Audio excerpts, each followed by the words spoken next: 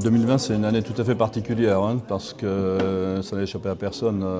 Nous avons été touchés par une crise sanitaire tout à fait exceptionnelle à laquelle il fallait apporter des premières réponses. Et par ailleurs, 2020, c'était aussi l'année des élections municipales, qui sont très importantes pour la production en matière d'immobilier.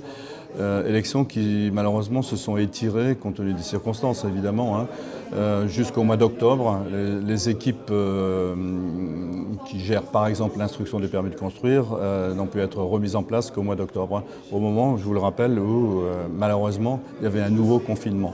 La production de permis de construire a reculé de l'ordre de 30% en 2020.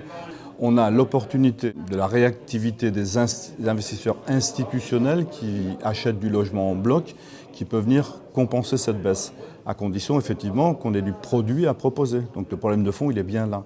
Il faut produire plus, par définition. Les investisseurs institutionnels, notamment les compagnies d'assurance, reviennent vers le logement parce que le bureau il est quand même un peu déprimé, et en termes de rendement et en termes de nouvelle organisation. Donc il y a une réflexion qui est en cours.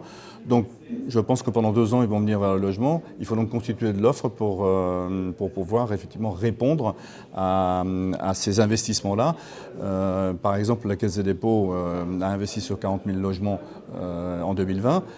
À ma connaissance, elle va reconstituer un fonds pour faire à peu près la même chose en 2021. Au sens macroéconomique, si vous voulez, les conditions restent porteuses, mais à condition qu'on sache effectivement produire du logement, je veux dire, en nombre, en fonction des besoins, réellement, sur le territoire. On a surtout des acquéreurs motivés. Comme je disais, on a une magnifique région.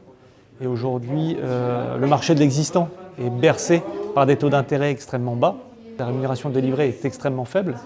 Donc il y a une volonté de faire des investissements locatifs en masse, que ce soit dans l'existant et dans le neuf. Sur 2021, attention à l'effet domino avec la fermeture des restaurants, des petits commerces, qui aujourd'hui pourrait impacter une demande sur le marché, en globalité sur le marché de l'immobilier. Ce qu'il faut simplement, ce jeu de demande, c'est qu'on se mette autour d'une table pour s'organiser mieux, pour répondre aux objectifs de production de logements qui pèsent sur l'économie du département et sur l'attractivité du territoire. C'est absolument fondamental d'évoluer là-dessus.